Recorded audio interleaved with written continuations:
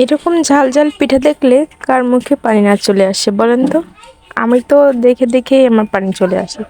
তো যাই হোক, আমরা চলে যাচ্ছি আমাদের সেই পিঠা খাওয়ার দাওয়াত ছিল, মানে এটা অনুষ্ঠান ছিল ছোটোখাটো। তো সেখান থেকে আমাদের আরও একটা ইনভাইট আসে ছেলের শ্বশুর বাড়ি। সো আমরা ওখানে যাওয়ার জন্য রেডি হয়ে গেছি।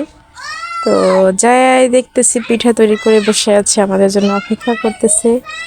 তো আমরা বসে তো খেতে শুরু করে দিলাম। আর পিঠাগুলো এত মজাদার ছিল, আসলে না খেলে বুঝবেন না। যারা হয়তো খান তারাই বুঝতেন কতটা মজাদার। তো আমি দেখাচ্ছিলাম, শুটকি ভর্তা ছিল, ধনিয়া পাতা ভর্তা, ইলিশ মাছের ভর্তা ছিল। আর পিঠাগুলো যা মাশাল্লাহ একদম সাদা ছিল।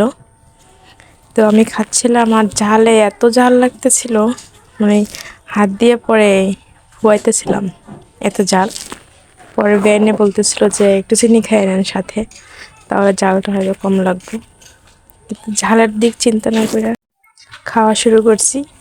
তো আলহামদুলিল্লাহ খাওয়া প্রায় শেষ। আর আপনাদেরকে দেখানোর জন্য শুধু ভিডিও করা, যে দেখেন মানে পিঠা দেখলেই জিভে পানি চলে আসে, এমন অবস্থা ছিল। তো হয়তো ফুল ভিডিও দিতে পারি নাই, যতটুকু হয়েছে সেটুকু শেয়ার করেছি।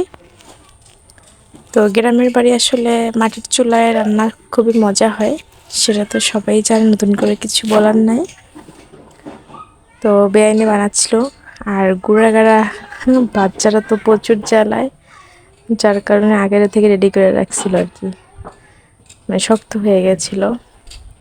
পরে বলার পরে আবার নতুন করে শুরু করছে বানানোর জন্য। তো যাই হোক এভরিঅল, আজকে এ পর্যন্ত। বরিশালে গেলে কে কে পিঠাটা পছন্দ করো, কে কে পিঠা খাও, অবশ্যই কমেন্ট করবা। সবাই ভালো থাকবা। আজকে এ পর্যন্তই। আসসালামু আলাইকুম। আমার তো অবস্থা পুরাই খারাপ, কারণ নাক দিয়ে পানি